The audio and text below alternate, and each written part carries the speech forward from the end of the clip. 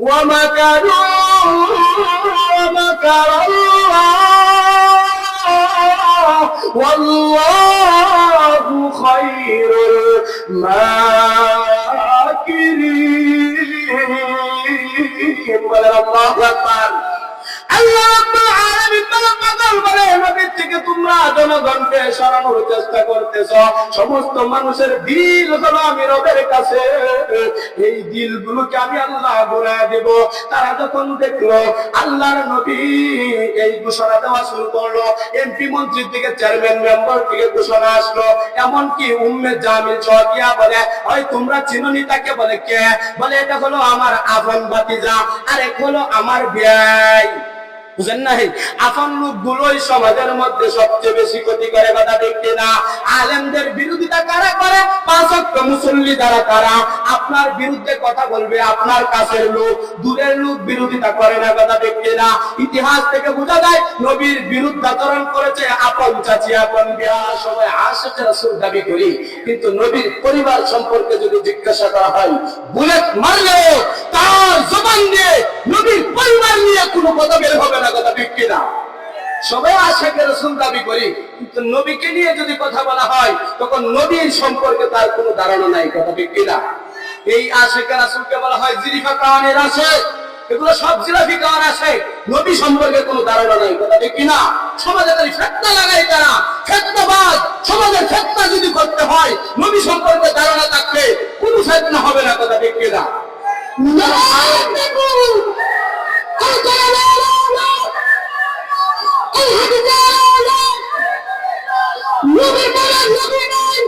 সংসদে আইন চাই সবাই বলবেন নবীর পরে নবী নাই সংসদে আইন চাই সময় নষ্ট হয় এখানে লম্বা আলোচনা তো স্লোগান না দিলে ভালো হয় এটা আমার পক্ষ থেকে নিষেধ এখন বলা হলো নবী আলাইহিস সালাতু ওয়াস সালাম আমরা নবী সম্পর্কে ধারণা নাই আজকে যত ফিতনা দেখবেন সমাজে যত ফিতনা বলেন সুন্নি বলেন ওয়াহাবি বলেন এই যে মারামারি এগুলো আসলে মারামারির বিষয় না কথা ঠিক কি না সবার পরিচয় আমরা মুসলমান বলেন আমরা কি কিসের সুন্নি আর কিসের এই ওয়াহাবি এগুলো তো আমি বিশ্বাসই করি না এগুলো একটা দলাদলি করে রাখছে সমাজের মধ্যে মুসলমানদের ফটল সৃষ্টি করার জন্য কথা ঠিক কি না জোরে বলেন আসলে ওয়াহাবি সুন্নাত কিছু নাই আমরা নবীকে মানি ও নবীকে মানে আমরা ভাই ভাই মাঝখানে ইহুদি খ্রিস্টানের দালালেরা আমাদের ভাই ভাইয়ের মধ্যে যেন সম্পর্ক না হয় একজনের নাম দিল ওয়াহাবি আরেকজনের নাম দিল সুন্নি মানে আমরা তো সবাই নবীকে মানি কথা ঠিক কিনা তাহলে এটা ফেস লাগাইলো কেন আর যারা ফেস লাগায় ঝগড়া করে মারামারি করে সুন্নি হওয়ার পরেও বোঝা গেল নবী সম্পর্কে তাদের কোনো ধারণা নেই এই জন্য মুহতারাম হাজিরিন আমাদের উস্তাদ বলতেন একটা হাতি আসছে দেশে কি আসছে বলেন একটা হাতি আসছে কয়েকজন কানা মিলা হাতি দেখতে গেল কানা কি হাতি দেখা সম্ভব একজন হাতাইলো একজন ট্যাঙ্গের মধ্যে ধরে গেছে বাবা রে হাতিতে একদম খুঁটির মতো তুই কেমন দেখছ আমি হাতি দেখছি খোলার মতন মানে কান হাতায় হয়েছে কথা দেখছি না আরেকজনে বলে তুই হাতি কেমন দেখলে আমি দেখছি আপনার হাতি মৌলার মতন মানে সুর আদায় হয়েছে কথা দেখছি না এক একজন এক এক সাইডের কথা বললো কিন্তু দেখা গেল সমাজের মধ্যে যখন ব্রাহ্মমান ডাক্তার আসলো চক্ষু হাসপাতাল আসলো চক্ষু শিবির আসলো তখন চক্ষু অপারেশন করে দেখলো আহারে আমরা যে বললাম ওই হাতি একটা ফিলারের মতো ওই হাতি একটা কুলার মতো ওই হাতি একটা সুরের মতো মৌলার মতো এই যে দেখলাম আমরা তো এক একজন এক এক সাইড আতাইলাম এজন্য আমরা পরিপূর্ণ হাতে দেখতে পারলাম না এখন চোখ অপারেশন করে যখন চোখে সব দেখতে পারলো তখন বলে এখন তো দেখে আসি হাতিটা কেমন গিয়ে দেখে আমরা তো এক একটা অংশ দিয়েরা আমরা হাতির এক একটা পরিচয় দিয়েছি আসলে হাতি তো আর কুলার মতো নয় হাতি তো আর এরকম ফিলারের মতো নয় হাতি তো এরকম মৌলার মতো নয় পরিপূর্ণরা চোখে দেখা তারা বিশ্বাস করলো হাতি তো এক একটা আমরা যে বর্ণনা দিচ্ছি এগুলো একটাও সঠিক নয় কিন্তু ভাবে নবী সম্পর্কে যদি কারো ধারণা থাকে তখন সমাজে ওয়াহাবি সুন্নিয়া কোনো মারামারি থাকতে পারে না কথা বিখেরা আজকে যারা সুন্নি বইলা ফিতনাবাজ শুরু করে ওয়াহাবি বইলা যারা ফিতনা করে তাদেরকে জিজ্ঞাসা করবেন আর এখনো নবীর এক একটা সাইড নিয়ে আলোচনা করেছে এক একটা সাইড বিষয়ে তাদের অভিজ্ঞতা আছে কিন্তু পরিপূর্ণ নবীর আদর্শ যদি আছে লাকাদ কানা লাকুম ফি রাসূলিল্লাহি উসওয়াতুন হাসানা নবীর পরিপূর্ণ জীবন ইতিহাস যদি তার জানা থাকে সমাজে কোনো ওয়াহাবি সুন্নি থাকতে পারে না কথা ঠিক কিনা এই জন্য মুহতারাম হাজিরিন আমরা ফিতনা করব সমাজে না নবী সম্পর্কে জানার অভাব? ফিতনা হয় কিসের কারণে? জানার অভাবের কারণে। কথা ঠিক না? এইজন্য আমি বলবো নবী আলাইহিস সালাতু ওয়াস সালামের জীবন ইতিহাস আমাদের জানার বড় অভাব। আমাদের কিতাব পড়ার তো মজা নাই, কিতাব পড়ার মতন তো আমাদের এরকম ক্যাপাসিটি নাই, কিতাব পড়তেও পারি না আরবি উর্দুতে লেখা। এই কিতাব না জানলে তো সমাজে ফিতনা হবে, এই কথা ঠিক না? এজন্য আমি বলবো সমাজের মধ্যে ওয়াহাবি সুন্নি নিয়ে কোনো ফিতনা যেন না হয়।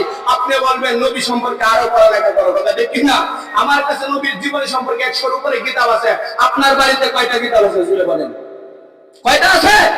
হয় না? আপনি আশিক রাসূল দাবি করেন, নবীর জীবন ইতিহাস সম্পর্কে কয়টা কিতাব আছে আপনার? নবীর জীবনী জানেন? নবী নিয়ে কথা বলেন। আপনার দ্বারা সমাজে ফিতনা হবে না? ফিতনা হবে কার দ্বারা বলেন? এজন্য মুহতারাম হাজিরিন, সমাজে কোনো মারামারি ফিতনা আমরা চাই না, কথা ঠিক কিনা? আমরা চাই ভাই ভাই হিসাবে আমরা জীবন যাপন করতে, কথা ঠিক? এজন্য নবীর জীবনী নিয়ে আমি আপনাদেরকে সামান্য কিছু ধারণা দিব। শুনতে রাজি আছেন তো ইনশাআল্লাহ? এজন্য মুহতারাম হাজিরিন, নবী আলাইহিস সালাতু ওয়াস সালাম যেদিন দুনিয়ার মধ্যে আগমন করবেন, আমেনা বলেন হযরত আবু তালেব আপন চাচা আবু তালেব নবী আলাইহিস সালাতু ওয়াস সালামকে বলেন, ওগো হাবিব, ও ভাতিজা, তোমার বিষয়ে তোমার মার কাছ থেকে আমি অনেক তথ্য জেনেছি। বলেন আল্লাহু আকবার। আরো জোরে বলতে হবে আল্লাহু আকবার। চাচা, আপনি আমার মার কাছ থেকে আমার সম্পর্কে আপনি কি জেনেছেন? বলে, আমি তোমার মার কাছ থেকে অনেক কিছু জেনেছি এবং আমি নিজে সচক্ষে অনেক কিছু দেখেছি। বলেন আল্লাহু আকবার। আরো জোরে বলতে হবে, বলেন আল্লাহু আকবার। আওয়াজ না করে নবী সম্পর্কে আপনারা আশিক রাসূল এখনো হইতে পারবেন না। একটু আওয়াজ দিবেন তো ইনশাআল্লাহ? নবী আলাইহিস সালাতু ওয়াস সালাম চাচাকে বললেন, চাচা, আপনি আমার মার কাছ থেকে কি শুনেছেন? বলে, তোমার মা বলেছে তুমি যখন গর্ভে এসেছিলে যেদিন সর্বপ্রথম ওই রাত্রিতে তোমার মা স্বপ্নে দেখেছে তোমার মাকে 3 জন মহিলা, একজন হলো হযরত ঈসা ইবনে মারইয়াম, আরেকজন হলো হযরত ফেরাউনের স্ত্রী হযরত আসিয়া রাদিয়াল্লাহু তাআলা আনহা, আরেকজন হলেন হযরত মূসা আলাইহিস সালাতু ওয়াস সালামের বোন কুলসুম। নাম কি? এই 3 জন মহিলা, তোমার আম্মা বলেন তুমি যেদিন গর্ভের মধ্যে আসো তোমার মায়ের পেটে, এই 3 জন মহিলা তোমার মার গলার মধ্যে মালা পরায় গেছে। মালা, কোন সুবহানাল্লাহ। এই 3 জন মহিলা কেন মালা পরাইলেন? এই 3 জন মহিলা আপনার আমার নবীর স্ত্রী হবেন জান্নাতে, কোন সুবহানাল্লাহ। হযরত ঈসা আলাইহিস সালামের আম্মা মরিয়ম, মূসা আলাইহিস সালাতু ওয়াস সালামের আপন বোন কুলসুম, আরেকজন হলেন ফেরাউনের স্ত্রী আসিয়া। এই 3 জন আপনার আমার দু জাহানের সরদার নবী আলাইহিস সালাতু ওয়াস সালামের জান্নাতে স্ত্রী হবেন, কোন সুবহানাল্লাহ। বলে, চাচা আর কি শুনেছেন? বলে, আমি শুনেছি তোমার মা বলেছে তোমার যেদিন গর্ভে সন্তান আসবে, ওই তুমি যেদিন গর্ভপাত করবা, তোমার মার গর্ভে যখন তুমি এসেছ, তোমার মা যখন ঘর থেকে বের হয়েছে, ঘর থেকে বাইরে হইলে সূর্যের উত্তপ্ত তাপ যখন আসে, তখন এই সূর্যের সামনে কে যেন একটা মেঘমালা দিয়ে ছায়া দিয়ে দেয়, কোন সুবহানাল্লাহ। তোমার আম্মা বলেন যেদিন ঘর থেকে বের হয়, গরম বালুর মধ্যে যখন পা ফেলে, উত্তপ্ত বালুর মধ্যে পা রাখার সাথে সাথে ওই বালুটা ঠান্ডা হয়ে যায়। মা মেনে বলে, আমি যখন আমার এই পেটের সন্তান নিয়ে চলাফেরা করতাম, সামনে যখন বড় বড় পাথর পাইতাম, পাথর, ওই শক্ত পাথর গুলোর মধ্যে পাড়া দেওয়ার সাথে সাথে ওই পাথর গুলো তুলার মতো নরম হইয়া যাইত। সুবহানাল্লাহ। আল্লাহ নবী বলেন, আর কি শুনেছেন? বলে, তোমার আম্মা বলেছে যে সময় তোমার মায়ের পানির প্রয়োজন হইতো, কুয়া থেকে অনেক দূরে একটা কুয়া ছিল, পানি আনতে যাইতো, সকাল বেলা রওনা হইতো। আরবের সমস্ত রমণীরা, মেয়েরা তোমার মাকে আটকায় রাখতো। বলে, আমেনা তুমি যাইতে পারবে না। বলো, কেন? বলে, তুমি যদি চলে যাও কুয়ার পানি নিচে নেমে যায়। আমেনা যখন কুয়ার কাছে যায়, সাথে সাথে কুয়ার পানি উপরে উঠে যায়। বলে আল্লাহু আকবার। আল্লাহ নবী সাল্লাল্লাহু আলাইহি ওয়াসাল্লামের আম্মা জান বর্ণনা দেন, আমি যখন সকাল বেলা যাইতাম সন্ধ্যায় বেলা আমাকে ফেরত আসতে হতো। বলে আমাকে সমস্ত আরবের মেয়েরা আটকায় রাখতো। আমেনা তুমি যদি চলে যাও আমাদের পানি তুলতে বড় কষ্ট হয়, তোমার পানি আমরা বাড়ি পর্যন্ত পৌঁছায় দিব। আল্লাহ নবী সাল্লাল্লাহু আলাইহি ওয়াসাল্লামের চাচাকে বলেন আর কি শুনেছেন? বলে আর শুনেছি কান্নাল মিসকায়াকুত। মা আমেনা বলেন আমি যখন থুতু নিক্ষেপ করতাম আমার থুতু থেকে মিশতে আম্বরের সুঘ্রাণ বের হইতো। সুবহানাল্লাহ। আল্লাহ নবী সাল্লাল্লাহু আলাইহি ওয়াসাল্লাম যেদিন জন্মগ্রহণ করবেন ওই দিন আব্দুর রহমান ইবনে আউফ রাদিয়াল্লাহু তাআলা আনহুর মা ছিল দাত্রী মহিলা। হাজারো মক্কার বাচ্চা তার হাতে জন্মগ্রহণ করেছে। উনি ওই দিন রাত্রে ছিলেন। আমেনা বলেন আমি ওই রাত্রে একটা বালিশের মধ্যে হেলান দিয়ে ঘুমিয়েছিলাম। হেলান দিয়ে একটু তন্দ্রাতে গেলাম, এই মুহূর্তে আমি দেখি আমার ঘরটা নূরে আলোকিত হয়ে গেল। সুবহানাল্লাহ। মা আমেনা বলেন আমার ঘরের মধ্যে ওই দিন রাত্রে যেদিন আমার হাবিব দুনিয়া থেকে আসবেন একটা বাতি ছিল, কুফি বাতির মধ্যে কোনো তৈল ছিল না। কি ছিল না বলেন? কুফি বাতি জ্বালানোর মতো কোনো তৈল ছিল না। ওই দিন আমি একটু তন্দ্রার মধ্যে দেখি আমার ঘরটা নূরে আলোকিত হয়ে গেল। কোণার মধ্যে তাকায় দেখি চারজন মহিলা আমার চার ঘরের কোণার মধ্যে বসা। সাদা সাদা কাপড় পরে চারজন মহিলা বসা। ওই কোনার মহিলাকে বলে মা গো তুমি কে? তিনি বলেন আমাকে চিনবা না, আমি হইলাম আদম নবীর স্ত্রী হাওয়া আলাইহিস সালাতু ওয়াস সালাম। বলে আপনি কে? বলে আমি হইলাম আসিয়া। আপনি কে? বলে আমি হইলাম কুলসুম। বলে আপনি কে? বলে আমি হইলাম মারইয়াম। বলে আপনারা এখানে কি জন্য এসেছেন? তারা চারজন উত্তর দিলেন আল্লাহ তাআলা আপনার ডেলিভারির টিম হিসাবে আমাদের চারজনকে আল্লাহ পাঠিয়েছেন। সুবহানাল্লাহ। আল্লাহ নবী সাল্লাল্লাহু আলাইহি ওয়াসাল্লাম জন্মগ্রহণ করেছিলেন অন্যান্য মহিলাদের মতো নয়। অন্যান্য মহিলাদের পেট উঁচা হয়, আমেনা বলেন আমার পেট উঁচা হয় নাই। অন্যান্য মহিলারা বিভিন্ন আলামত দেখতে পায়, আমেনা বলেন আমার কোনো বিশেষ কোনো আলামত ছিল না। বলেন আল্লাহু আকবার। আমি স্বাভাবিক চলাফেরা করতাম। আমার ঘরে যখন জন্মগ্রহণ করলো, জন্মগ্রহণ করার পর আমার ছেলেটা সাথে সাথে সেজদায় পড়ে গেল। সেজদার মধ্যে যখন চলে গেলেন আমি তা দেখলাম সেজদার থেকে দীর্ঘ সময় একটা কথা বলতেছেন। বলেন আল্লাহু আকবার। আল্লাহর নবীর জীবনের প্রথম কথাটা ছিল আল্লাহু আকবার কাবীরা ওয়ালহামদুলিল্লাহি হামদান কাসীরা সুবহানাল্লাহি বুকরাতাও ওয়া আসীলা। এটা ছিল আপনার নবী আমার নবী দুজাহানের সরদার। সর্বপ্রথম কথা ছিল এটা কোন সুবহানাল্লাহ।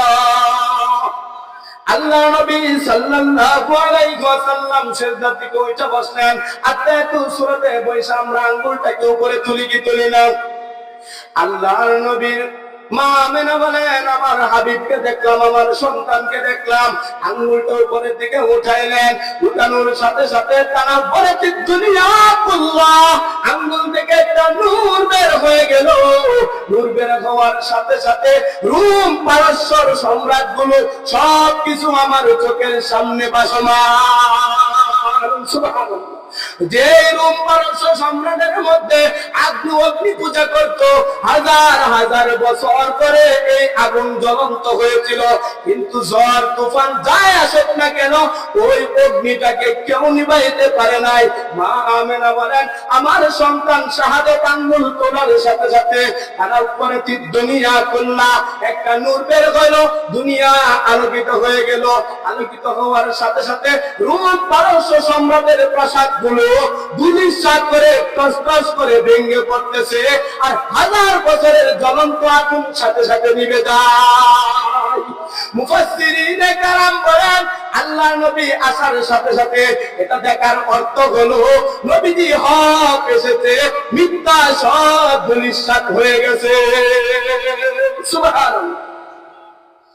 আল্লাহর নবী সাল্লাল্লাহু আলাইহি ওয়াসাল্লাম দুধ পান করেছিলেন চারজন মহিলার, বলেন কয়জন? আপনারা তো একজনের ইতিহাস জানেন। সর্বপ্রথম আল্লাহর নবীজির আম্মার একজন খাদেমা ছিল, তার নাম ছিল উম্মে আইমান। নাম কি? আল্লাহর নবীর দুধ পান করেছিলেন তার মায়ের 3 দিন অথবা 5 দিন দুধ পান করেছিলেন। এরপরে 2 নম্বরে উম্মে আইমানের দুধ পান করেছেন। 3 নম্বরে আবু লাহাবের একজন আযাবকৃত দাসী ছিল সুহাইবার দুধ পান করেছেন। 4 নম্বরে আমরা যার নাম প্রসিদ্ধ এবং যার নাম প্রসিদ্ধ তায়েফ থেকে এসেছিলেন হযরত হালিমাতুস সাদিয়া রাদিয়াল্লাহু তাআলা আনহু। ঠিক না? এই জন্যই মুহতারাম হাজিরিন, হালিমাতুস সাদিয়া রাদিয়াল্লাহু তাআলা আনহু যখন এসেছিলেন নবীজিকে নেওয়ার জন্য, দুধ পান করানোর জন্য একটা কাফেলার সাথে এসেছিলেন। সবাই আমরা জানি ঘটনা উদ্দেশ্য নয়। হালিমাতুস সাদিয়া একটা দীর্ঘশীর্ণ বহনের মধ্যে উঠে এসেছিলেন, আর যত বহন ছিল কাফেলার সবাই আগে চলে আসছিল, সন্তানগুলো নিয়ে তারা চলে যাইতেছে, হালিমাতুস সাদিয়া কেন পিছনে ছিল? তাদেরকে বলে, হালিমা এখন যাইতেছ, মক্কাতে তো আর কোনো বাচ্চা নাই। বলে কি আছে? মানে একটা বাচ্চা আছে, তার তো বাবা নাই। হালিমাতুস সাদিয়া বললেন, অসুবিধা নাই, কষ্ট করে দেওয়া তো আমি তায়েফ থেকে এসেছি, সুতরাং আমি ফেরত যাব না, ওই বাচ্চাকে গিয়ে আমি নিয়ে যাব। এরা বাবার কথা কেন বললো? বলে যে বাচ্চার বাবা আছে, দুধ পান করা ফেরত পাঠাইলে বাবা মোটা অঙ্কের তোহফা দিত। হালিমাতুস সাদিয়া আসলেন, আয়েশা দেখেন আমেনার চেহারাটা বড় বেজার। বেজার বুঝলেন কিভাবে? আপনি হাসি খুশি না বেজার আপনার চেহারার দিকে তাকাইলে বোঝা যায়, কথা ঠিক কিনা? চেহারা যদি মলিন তাকে বোঝা যাবে বেজার কিনা। আমি আয়েশা দেখি আমার মামার চেহারাটা বড় বেজার, আমার সাথে মুসাফা করতো, হাসি মুখে আসতো, দৌড় মারতো, আজকে চেহারাটা বেজার, অবশ্যই কোনো না কোনো একটা গন্ডগোল আছে এখানে, কথা দেখছি না? তাহলে বেজার কিভাবে বুঝলাম? যে আমি আসলে তো দৌড় মাইরে আসার কথা, কিন্তু আজকে বেজার কেন? একটা সমস্যা হয়েছিল, কথা দেখছি না? এই আমেনার চেহারাটা বড় বেজার। হালিমাতুস সাদিয়া কারণ জিজ্ঞাসা না করে বলে ফেললেন, ও আমেনা, তোমার বাচ্চাকে তারা নেই নাই বলে চেহারাটা মলিন করে বসে আছেন, সুতরাং আপনি শুনেন, আমি হইলাম সর্বশেষ কাফেলা, আমি আপনার বাচ্চাকে নিয়ে নেব, চেহারা বেজার করার কোনো কারণ নাই। আমেনা ডাক দিয়ে বলেন, ও হালিমাতুস সাদিয়া, তুমি তো ভুল বুঝেছ, কিছুক্ষণ আগে মাহফিলে যা হয়েছে এটা একটা ভুল বুঝাবুঝি হয়েছে, কথা দেখছি না? ও হালিমা, তুমি তো ভুল বুঝাবুঝি করেছো। বলে কি হয়েছে? বলে আপনারা বলতেছেন তারা বাচ্চা নেয় নাই বলে আমার মনটা বড় বেজার। ঘটনা ওই জায়গায় নয়, আমার বাচ্চা তাদেরকে পছন্দ করে নাই বিদায় তারা আমার সন্তানকে নিতে পারে না। আল্লাহ নবী সাল্লাল্লাহু আলাইহি ওয়াসাল্লামের উত্তর দেওয়ার পর, আল্লাহ নবীর মা আমেনা উত্তর দেওয়ার পর হালিমাতুস সাদিয়াকে বলে দিলেন, ও হালিমা, আমার সন্তান তোমাকে যদি পছন্দ না করে তুমিও আমার সন্তানকে নিতে পারবে না। হালিমাতুস সাদিয়া নবীর কাছে গেলেন, নবীজি শুয়ে ছিলেন একটা দোলনার মধ্যে সাদা পোশাক পরিহিত অবস্থায়। কাছে যাওয়ার সাথে সাথে মুস্কি একটা হাসি দিয়ে দিলেন, বলেন আল্লাহু আকবার। জোরে কোন জন, আরো জোরে বলেন আল্লাহু আকবার। হালিমাতুস সাদিয়া ডাক দিয়ে বলেন, আমেনা, এই সন্তান তো মুস্কি হাসি দিয়ে প্রমাণ করে দিল আমি হালিমাকে পছন্দ করে ফেলেছে, সুতরাং এখন সন্তানটাকে আমি নিয়ে যাই। আমিনা বলেন না না, শুধু পছন্দ করলেই নেওয়া যাবে না, কারণ মুসা আলাইহিস সালাতু ওয়াস সালামকে যখন ছেড়েছিলেন, আসিয়া যখন নদী থেকে তুললেন, ফেরাউনের ঘরের মধ্যে লালন পালন করবেন, ছোট বাচ্চাকে দুধ পান করানোর বড় প্রয়োজন ছিল। আসিয়ার তো কোনো সন্তানাদি ছিল না, এখন দুধ পান কিভাবে করাবেন? রাষ্ট্রের মধ্যে ঘোষণা দেওয়া হয়েছিল, যারা এই সন্তানকে দুধ পান করাবে, ফেরাউনের পক্ষ থেকে রাষ্ট্রীয়ভাবে আজীবন তার বংশধরের জন্য দায়িত্ব নিয়ে নিবে। সমস্ত মহিলারা লম্বা ইতিহাস সিরিয়াল করলো, মুসা আলাইহিস সালাতু ওয়াস সালামের আম্মাও সিরিয়ালের মধ্যে বলে আল্লাহু আকবার। এখানে মুফাসসিরিনে কেরাম বলেন, মুসা নবীর আম্মা ইচ্ছা করলে তো মাঝখানেও ঢুকতে পারতেন, একদম কাতারের শেষে ছিলেন। এটার মধ্যে বড় একটা হিকমত ছিল। একের পর এক মহিলা রাস্তার মধ্যে নিলেন। মুসা পয়গম্বরের ঠোঁটটা বন্ধ ছিল, বলেন আল্লাহু আকবার। টুট করে নাই, আমরা দাঁতি লাগা বলে যেটাকে, দাঁতি লাগা অবস্থায় ছিল, কোন মহিলার দুধ পান করতেছিল না। এক পর্যায়ে মুসা পয়গম্বরের আম্মা সবার লাস্টে ছিল কাতারের সিরিয়ালে। আসার পর তুলে নেওয়ার সাথে সাথে যখন স্তন দিল, মুসা পয়গম্বর খাওয়া আরম্ভ করে দিল। ও হালিমাতু সাদিয়া, আমার বাচ্চা যদি তোমার স্তনের দুধ না খায়, তুমিও কিন্তু পছন্দ করার পরেও দুধ না পান করলে আমার বাচ্চাকে তুমিও নিতে পারবা না। হালিমাতু সাদিয়া বলেন, শূন্য ছিল, স্তনে দুধ ছিল না, বুকের মধ্যে দুধ ছিল না। আল্লাহর নবীকে যখন খুলে নিলেন দুধ পান করাবেন, যখন স্তনের মধ্যে একটু চুট মুবারক লাগাইলেন, হালিমাতু সাদিয়া বলেন, কারেন্টের মধ্যে যখন সটকায় যেরকম ভাবে একটু জিনজি শুরু হয়, আমি এরকম একটু অনুভব করলাম। দেখলাম আমার স্তনের মধ্যে দুধে ভরপুর হয়ে গেল। এটা ছিল আপনার আমার দুধ আনের সরকারের বরকত। হালিমাতু সাদিয়া যখন দুধ পান করা শুরু করে গেল, এগুলা দেখলেন। আমেনাকে বলেন, ও আমেনা আমাকে পছন্দ করেছে, দুধ পান করেছে, সুতরাং এখন তো নেওয়া যায়, আর তো বাধা দেওয়ার কোনো সুযোগ নাই। বলে ঠিক আছে, নিয়ে যায়, বা কিছু প্রশংসা করে দেয়। বলে কি প্রশংসা? আমরা তো মাদ্রাসায় যখন ছাত্র ভর্তি করি একটু প্রশংসা করি। কি প্রশংসা? হুজুরকে বলি, হুজুর আমার ছেলেটা স্কুলে পড়েছে, বাংলা অঙ্ক ইংরেজি মোটামুটি ভালো পারে, আরবিটা একটু দুর্বল, কথা ঠিক কিনা? এই যে বাংলা অঙ্ক ইংরেজি একটু ভালো পারে, আরবিটা দুর্বল, ভালো পারাটাও তো একটা প্রশংসা কিনা? আরবিটা একটু দুর্বল, একটু মেহনত করলে চলবে। আমেনা বলেন, আমি প্রশংসা করলাম। ও হালিমাতু সাদিয়া, শোনো, আমার যেই সন্তান, এটা এমন সন্তান আমি আর কখনো সুন্দর, এমন সুন্দর সন্তান দেখি নাই। হালিমাতু সাদিয়া বলেন, মা আপনি প্রশংসা করেছেন মা হিসাবে, আপনার বাবার বাড়ি হলো মদিনা, স্বামীর বাড়ি হলো মক্কায়, আপনার যাতায়াত ছিল মক্কার মদিনায়। কত মানুষের চেহারা দেখেছেন, কত মানুষের বাচ্চার চেহারা দেখেছেন। আমি হালিমাতু সাদিয়া বড় ব্যবসায়ী, সিরিয়া ঘুরেছি, বিভিন্ন জায়গায় ব্যবসার পণ্য নিয়ে ব্যবসা করি, কত মানুষের চেহারা দেখেছি। আমি হালিমাতু সাদিয়া বলি, আপনার এই সন্তানের মতন ফুটফুটে সুন্দর চেহারাওয়ালা সন্তান আমি হালিমাতু সাদিয়া কখনো দেখি নাই। পাশে ছিল আব্দুল মুত্তালিব দাদা। নাতিকে বিদায় দেওয়ার সময় দাদা উপস্থিত।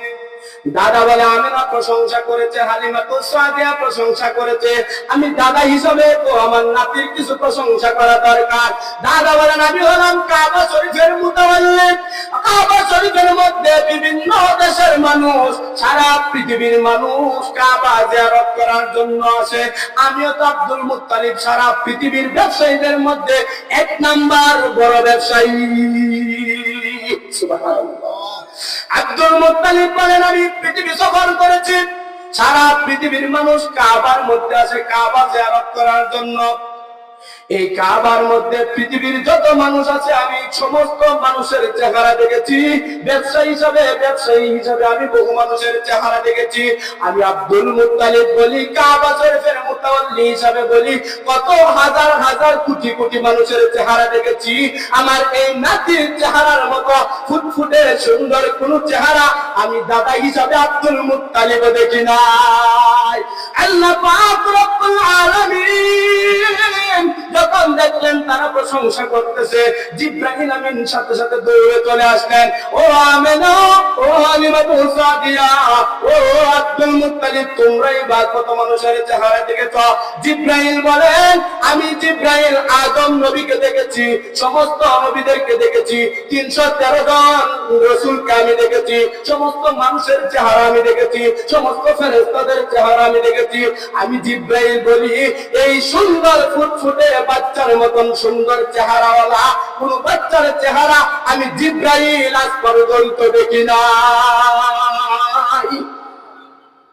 আল্লাহ পাক রব্বুল আলামিন দেখলেন, মা প্রশংসা করে, হালিমা প্রশংসা করে, দাদা হিসাবে প্রশংসা করে, জিবরাইল প্রশংসা করে। আল্লাহ বলেন, এই জায়গার মধ্যে আমি আল্লাহ প্রশংসা না করে পারতেছি না। আল্লাহ রব্বুল আলামিন বলেন, ও আমেনা, ও হালিমাতু সাদিয়া, ও আব্দুল মুত্তালিব, ও ফেরেশতা জিবরাইল, আমি আল্লাহ তাআলা পৃথিবীতে এমন সুন্দর ফুটফুটে সন্তান জন্মই দেই নাই, তোমরা দেখবা কোত্থেকে। বলেন আল্লাহু আকবার। এই জন্যই মুহতারাম হাজিরিন, আমাদের নবী কেমন সুন্দর ছিল। শাহ আব্দুল আজিজ মুহাদ্দিস দেহলভী রাহমাতুল্লাহি আলাইহি বলেন, আল্লাহ পাক রব্বুল আলামিন পৃথিবীতে যত সৌন্দর্য দিয়েছেন, এই সৌন্দর্যকে 100 ভাগে ভাগ করেছেন। বলেন কয় ভাগে? 100 ভাগে ভাগ করেছেন। 99 ভাগ সৌন্দর্য এক সাইডে রাখলেন, আর এক ভাগকে 2 টুকরা করলেন। এক টুকরা দিয়ে সারা পৃথিবীর সৌন্দর্য দিলেন, আর এক টুকরা দিয়ে হযরত ইউসুফ আলাইহিস সালাতু ওয়াস সালামকে একা দান করলেন। সুবহানাল্লাহ। ইউসুফ আলাইহিস সালাতু ওয়াস সালামকে একা দান করলেন, এক টুকরার অর্ধেকটা দিলাম। ইউসুফ নবী কেমন সুন্দর ছিল। মিশরের নারীরা ইউসুফকে দেখে পাগল হয়েছিল, জুলেখা পাগল হয়েছিল। মিশরের নারীরা বলে, এমন একটা ব্যক্তির পিছনে তুমি কেমনে পারলা? জুলেখা বলে, তোমাদেরকে দাওয়াত করে আনি, একবার দেখো আমি কেন পাগল হইলাম। ঘরের মধ্যে রাখে একটা ফল দিলেন, ফল। অনেকে ফলের নাম বলে, তাফসীরের কিতাবে ফলের কোনো নাম নাই। ফল অনেকে আপেল বলবো, এটা নাই, কিছু নাই, শুধুমাত্র একটা ফলের কথা আসছে।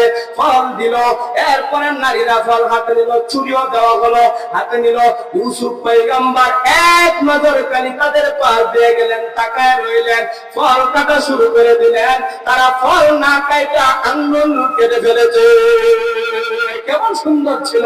কিন্তু মুফাসসিরিনে কেরাম বলেন, যেই নারীরা ইউসুফ পয়গম্বরকে দেখেছে, একজন নারীও ঈমান আনে নাই। আমার আপনার নবীকে যারাই দেখেছে তারা ঈমানও এনেছে, কলিজাও কেটে দিয়েছে। কথা ঠিক না? আমাদের নবীকে সুমাইয়া রাদিয়াল্লাহু তাআলা আনহা দেখেছেন, কলিজাও কেটেছেন। হামজা রাদিয়াল্লাহু তাআলা আনহু দেখেছেন, কলিজাও কেটেছেন। কথা ঠিক না? কেমন সুন্দর ছিল আপনার আমার নবী। আয়েশা সিদ্দিকা রাদিয়াল্লাহু তাআলা আনহা বলেন, আমার পয়গম্বর রুমের মধ্যে যখন প্রবেশ করতেন, একদিন আমি একটা সুই হারায় গেলাম, সুইটা পাইতেছিলাম না। নবীজি ঢোকার সাথে সাথে ওই সুইটা আমি সচক্ষে পেয়েও সুতা পর্যন্ত প্রবেশ করিয়েছি। সুবহানাল্লাহ। কেমন সুন্দর ছিল আপনার আমার নবী। আল্লাহ পাক রব্বুল আলামিন 99 ভাগ সুন্দর এক সাইডে রেখেছিলেন, আর এক ভাগ এক সাইডে রাইখা 2 টুকরা করেছেন। সারা পৃথিবী সাজাইলেন অর্ধেক দিয়া, অর্ধেক দিলেন ইউসুফ পয়গম্বরকে, আর 99 ভাগ সৌন্দর্য আপনার আমার দু জাহানের সরকারকে একা দান করলেন। सुबहानअल्लाह।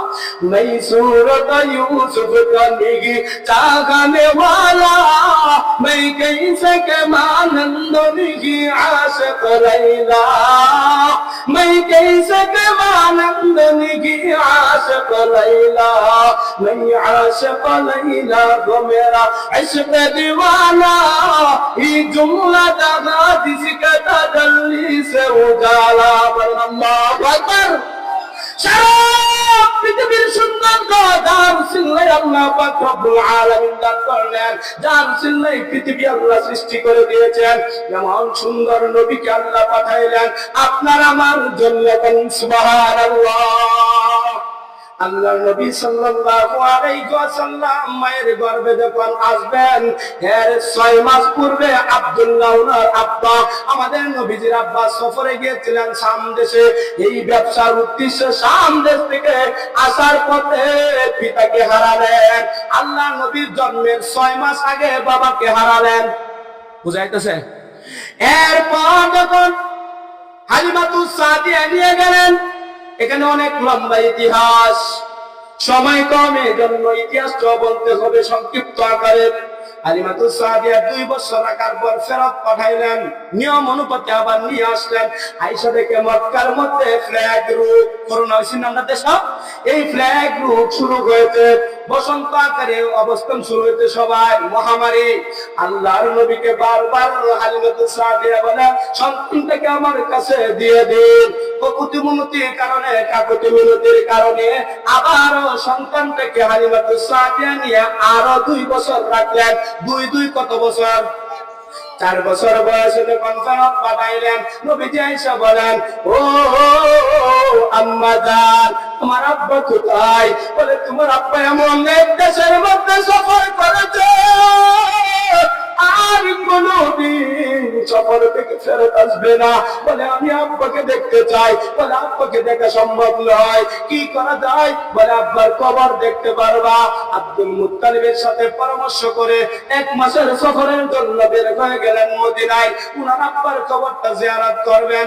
কবর জিয়ারত করলেন, ওই জায়গার মধ্যে আল্লাহর নবী বাবার কবর থেকে আসতেছিল না। বাবাকে বারবার ডেকে বাবাকে পাইলেন না, বারবার বাবার কবর থেকে দাদা আনতে চাই, নবীজি আসতে চান না। একবার আনলেন, সফর থেকে চলে আসবেন। প্রতিমধ্যে আবুয়া নামক স্থানের মধ্যে আমেনা অসুস্থ হয়ে গেলেন, জ্বর চলে আসলো, ভীষণ জ্বর। এই জ্বরের অবস্থায় আবুয়া নামক স্থানে মাকেও তিনি হারালেন। তখন নবীজির বয়স ছিল 6 বছর। কয় বছর? 6 বছর বয়সে মাকেও হারালেন। এরপর দায়িত্ব নিলেন আব্দুল মুত্তালিব। আব্দুল মুত্তালিবের কাছে চলে আরো 2 বছর। এখন নবীর বয়স কত? 8 বছর বয়সে আব্দুল মুত্তালিব দাদাকেও হারালেন। আব্দুল মুত্তালিব ওই যে আবু তালেব, যার কথা বলেছিলেন আপন চাচা আবু তালেব, মনে আসেনি?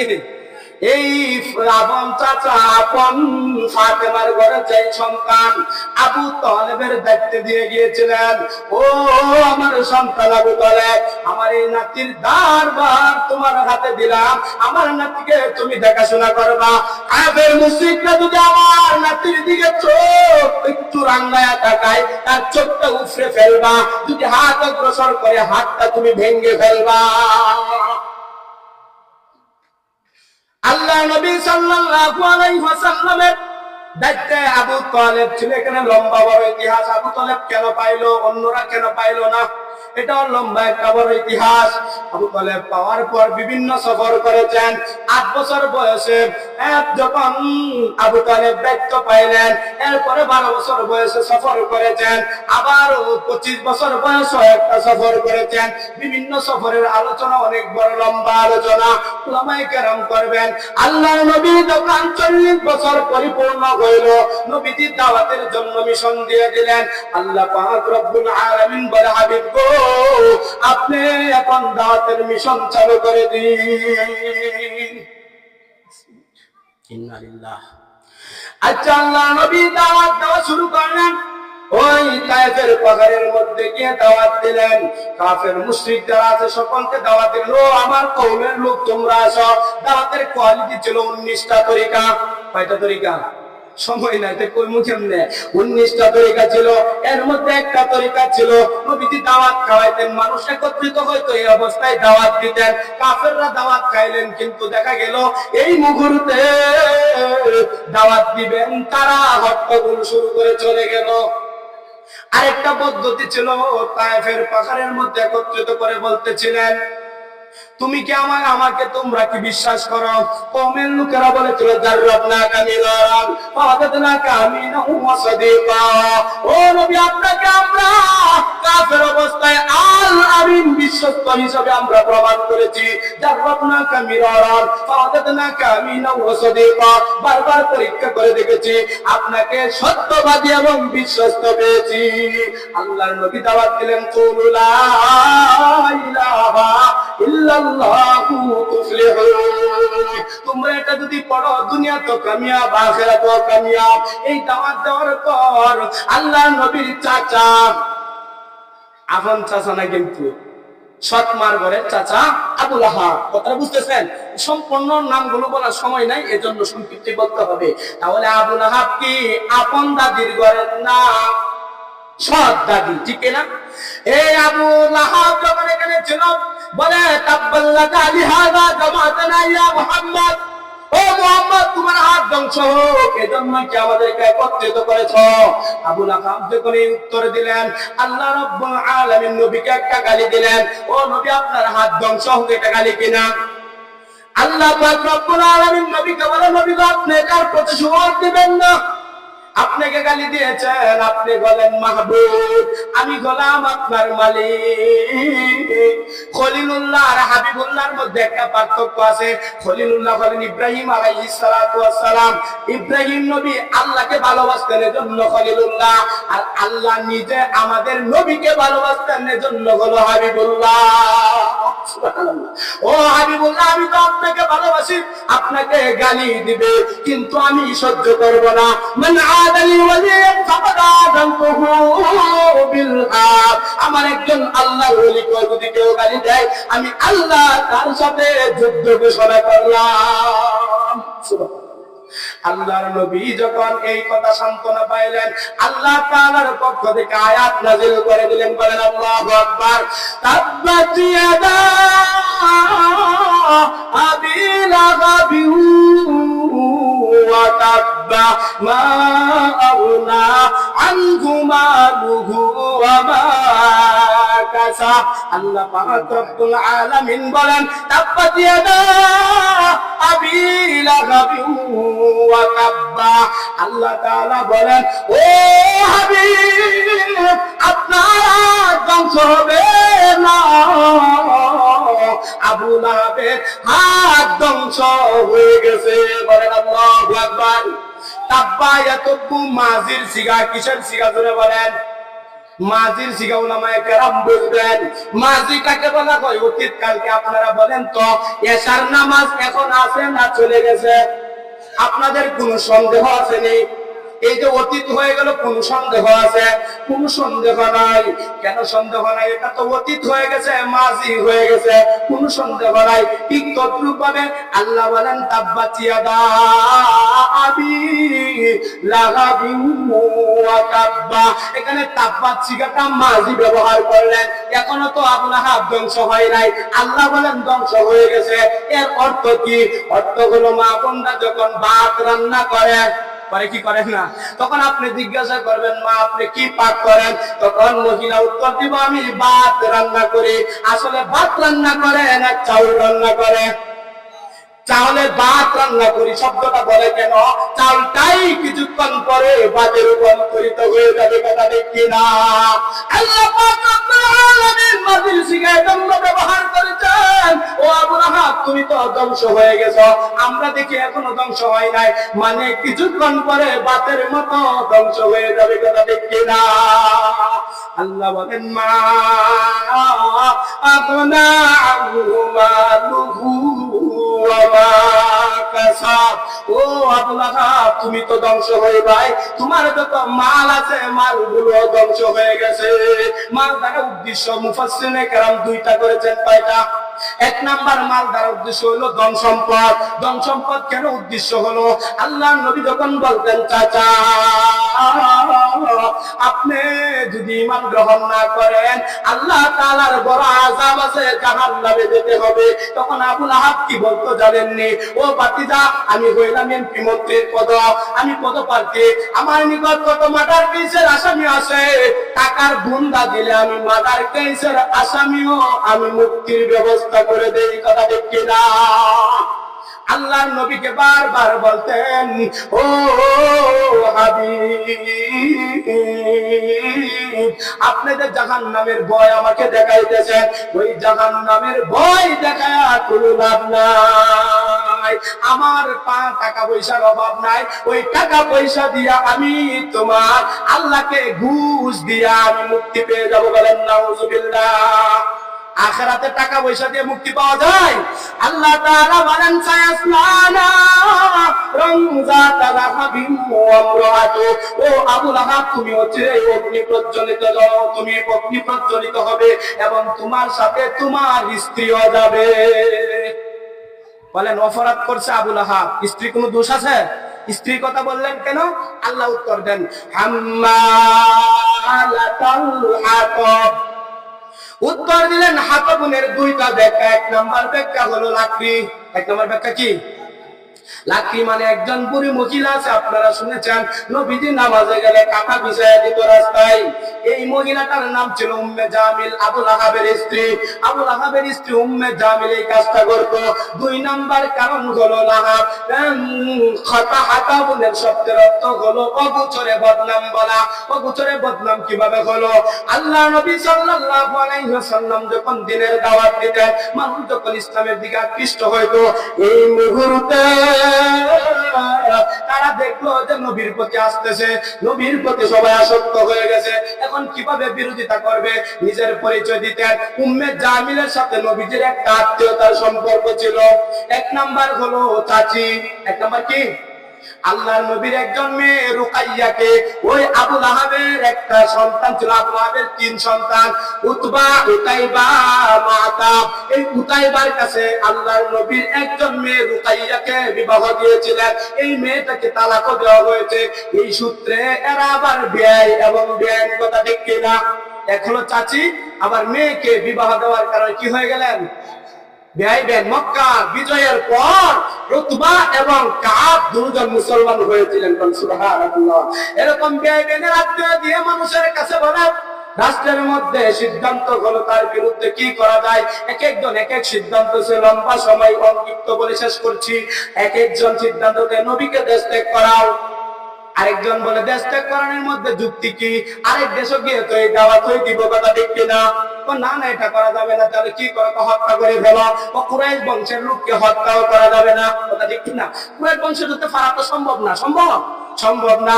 আরেকজন বলে উঠবে এই সিদ্ধান্ত লম্বা সিদ্ধান্ত, বলে তাকে পাগল বলো। ও যুক্তি কি? ও পাগলের কথার কোনো ব্যালেন্স নাই। কথা ঠিক কিনা? মানুষ মূল্যায়ন করে না। তাহলে কি করতে হবে? পাগলের থেকে মানুষ দূরে থাকে। কথা ঠিক কিনা? তারা ছিল আল্লাহর নবীকে দূরে সরানোর জন্য। আল্লাহ তাআলা বলেন ওয়া মাকারু ওয়া মাকারাল্লাহ ওয়াল্লাহু খায়রুল মাকিরিন। বলেন আল্লাহু আকবার। আল্লাহ রাব্বুল আলামিন পাগল বলে নবীর থেকে তোমরা জনগণকে সরানোর চেষ্টা করতেছো। সমস্ত মানুষের দিল হলো আমি রবের কাছে, এই দিলগুলোকে আমি আল্লাহ ঘুরায় দেব। তারা যখন দেখলো আল্লাহর নবী এই ঘোষণা দেওয়া শুরু করলো, এমপি মন্ত্রীর থেকে চেয়ারম্যান মেম্বার থেকে ঘোষণা আসলো, এমনকি উম্মে জামিল সহিয়া বলে ওই তোমরা চিনোনি তাকে? বলে কে? বলে এটা হলো আমার আপন ভাতিজা, আরেক হলো আমার ভাই। বুঝেন নাই? আপন লোকগুলোই সমাজের মধ্যে সবচেয়ে বেশি ক্ষতি করে। কথা ঠিক কিনা? আলেমদের বিরোধিতা কারা করে? পাঁচ ওয়াক্ত মুসল্লি যারা তারা আপনার বিরুদ্ধে কথা বলবে, আপনার কাছের লোক দূরের লোক বিরোধিতা করে না, কথা ঠিক কিনা? ইতিহাস থেকে বোঝা যায় নবীর বিরুদ্ধাচরণ করেছে আপন চাচি আপন ভাই, ঠিক কিনা?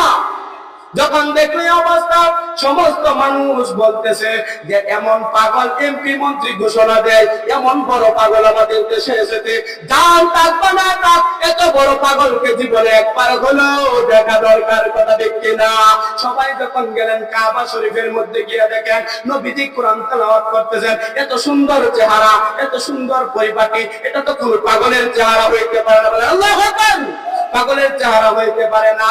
এখানে যারা গিয়েছিল দেখার জন্য সকলে কালিমা পড়ে মুসলমান হয়ে গেল। এখন উম্মে জামিলের মাথা ঠান্ডা না আরো গরম? চেয়েছিলাম আমরা দূরে সরানোর জন্য, কাছে গেল। উম্মে জামিল এই কথা বলে আমি শেষ করব। উম্মে জামিল দুইটা পাথর নিয়ে গেল। কি নিয়ে গেছে? মুহাম্মদকে হত্যা করবে, বলেন নাউজুবিল্লাহ। পাথরে নিয়ে অগ্রসর হইলেন। ওই জায়গার মধ্যে আল্লাহর নবী কোরআন তেলাওয়াত করতেছিলেন। আবু বকর সিদ্দিক রাদিয়াল্লাহু তাআলা আনহু পাশে বসা, বলে ওগো নবীজি, আপনার চাচি আসতেছে, মুরব্বী মানুষ, আপনার আবার বেআইন। বলে কি অবস্থা? বলে পাথর নিয়ে আসতেছে হামলা করার জন্য। মহিলাদের হামলা তো এমনি লজ্জাজনক, আবার আপনি ফিরাইতে যাবেন, এটাও দোষ। কোথায় আপনি ফিরাবেন? দোষ, কথা দেখি না। এখন কি করা যায়? নবীজি বলেন আমি কোরআন তেলাওয়াত করব, আসতে দাও, কোনো সমস্যা নাই। আয়েশা বলে ও আবু বকর তোমার সাথী কই? আবু বকর বলেন আমাকে কি পাহারাদার রাখছো আমার সাথীকে খোঁজ খবর নেওয়ার জন্য? যখন উম্মে জামিল দেখে না এই মুহূর্তে কতম ডায়লগ দিলেন, যদি পাইতাম আজকে হত্যা করে ফেলতাম, মুখ করতাম তুমুক করতাম, কথা ঠিক কিনা? কিন্তু এগুলা বইলা চলে গেল।